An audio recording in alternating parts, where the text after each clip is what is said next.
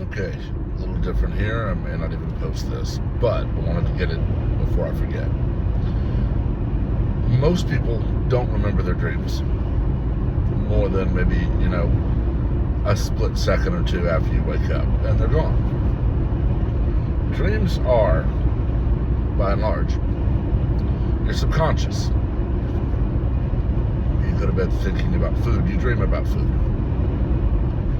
You go to bed thinking about hunting, you dream about hunting. You go to bed thinking about, work, whether you enjoy it or I have to work again tomorrow. You'll dream about work. I have had this happen to me more often than not. Most of the time, I really don't remember my dreams. But I remember this one. Last night, and I know psychiatrists, psychologists, whatever will tell you that humans have many, many dreams every night. Your subconscious could run through, a month in moments. But I had this dream last night. I was walking into a house. I don't really remember what the house looked like. I remember it was a house that I was to be moving into. And I remember thinking, why is all my furniture outside? I remember thinking, if it rains, my furniture will be ruined. But it wasn't raining. So I just remember walking around looking at my furniture outside, but laid out near the doors. Now here's the thing. When you're moving into a house, say you've bought a house, or you've signed the lease, until it is ready, you don't buy furniture. You don't take your furniture to that house. If, say, I was moving and I rented, say, a U-Haul truck, I would not do that until, it's time for me to move. I would not load up everything in that big old box truck, drive it to the new house, park it in the driveway, maybe unload it into the area right around the house or into the garage. I wouldn't do that unless it was time to move in. And here's where I'm probably going to lose some of y'all. But Jesus said, if I go, I will send someone in my place. I go to prepare a place for you. In my Father's house, there are many mansions. I have been reading Dr. David Jeremiah's book, The Great Disappearance. My mother's reading it now since I just finished. I'm about to start Dr. Robert Jeffress' book, Are We Living in the End Times? Dr. Jeremiah's book, like all of his books, is a very easy read. He writes it for the layman, and it's very good. One point he lays out that I kind of giggled when I started that chapter because I knew where he was going before I even got there. He starts off with talking about a Sherlock Holmes story. I grew up loving Sir Arthur Conan Doyle's work, loving the Encyclopedia Brown series that was written for kids. I was always trying to solve the mystery before the book revealed it.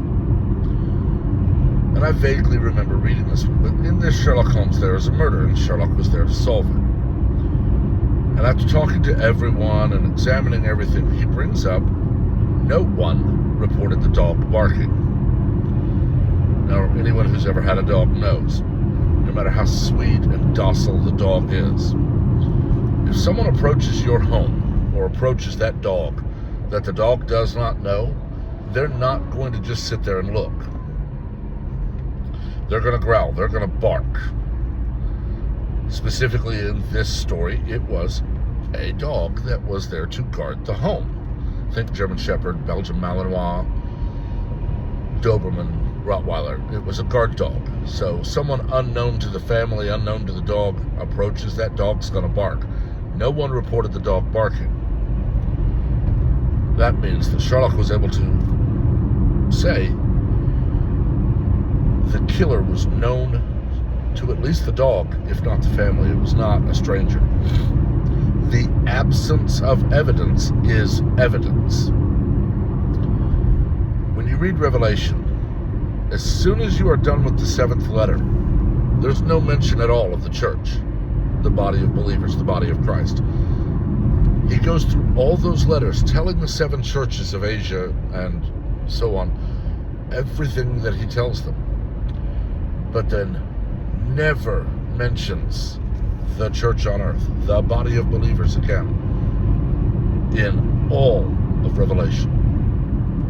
Why? He's talking about possibly the most chaotic, the most horrible period of human history. The Antichrist ruling as a one-world government leader. Satan is the power behind the Antichrist. The beast forcing all people, free and slave, rich and poor, to receive a mark and to worship the image of the beast. There's been a lot of talk about the image of the beast lately because Revelation says he will imbue it with life. Well, we know that only God could do that. But it's not hard to fool people, especially today. AI. The image of the beast. Let's go real simple. Billboards all over the planet. All you need is a camera on that, and the AI can see what is going on in front of that billboard. That AI could then call out, "You're not bowing." Things like that. But nowhere does it say anything about the church, the body of Christ, the body of believers. The absence of evidence is evidence. This is why Dr. Jeremiah, Dr. Jeffress, and so many other people, myself included, believe that the body of Christ, the body of believers, Christians alive today, or Christians alive on that day, when it all kicks off, will be raptured, harpazo, caught up. Dr. Jeffress talks, or Dr. Jeremiah talks about Bible prophecy a lot. And if you look at Isaiah with his messianic prophecies, Isaiah was so far before Christ's arrival on earth that he could not really tell the difference between his first coming and his second coming. This is why so very many people in Israel in that time did not accept that the Messiah was there. They were looking for a conquering king, a conquering hero to rule the world, and they would rule with him. Many leases and rental agreements in Israel will have a Messiah clause where it basically says, upon the return of the Messiah, you will vacate this building, this apartment, this home, and the owner will then move into that home because they expect to rule with Christ. But so much of Revelation tells us so much about his second coming. He will set foot on the Mount of Olives, and it will be split in two, causing a great valley between the two pieces. This is why I believe in a pre-tribulation rapture.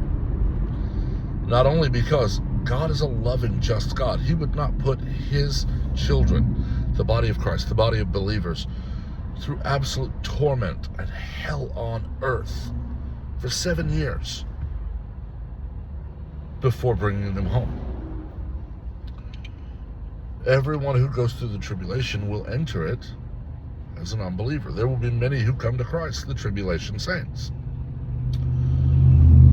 But that dream it has stuck with me all day. You don't lay furniture out until it's time to move the furniture in. You don't bring the furniture to the house until it's time to move in. If I had just signed the rental agreement, just signed the lease, just signed the mortgage papers on a home, yeah, I probably would have gone, rooms to go, IKEA, wherever, and shopped for and bought the furniture I want. But I would not have set delivery date until I know for certain that that the home is ready for me to move in. And I absolutely would not have had it brought to the house and offloaded from the truck unless it was time to move said furniture into the house. I am not saying that I am a prophet. I'm not. Trust me, my life will tell you that if I could see the future, I would not have done a lot of things I did. But Revelation tells us that wisdom will be increased, the veil will be lifted as we near the end of days. It's absolutely possible for God to show anyone he wants to show anything he wants to show them. I'm not special among the believers. I am not like, a chosen one or anything like that. But sometimes God knows that showing it to this person instead of that person will have a greater effect or a different effect than just revealing it to the world. But that's it. Been a long video, I know, longer than most of mine. So let me know what you think in the comments. Remember to stay civil, logical, and reasonable. We're all adults. We can discuss. And if you're not subbed, please do. Sorry for the portrait landscape, or the portrait orientation, but I'm in my car, so there it is. Y'all have a blessed day.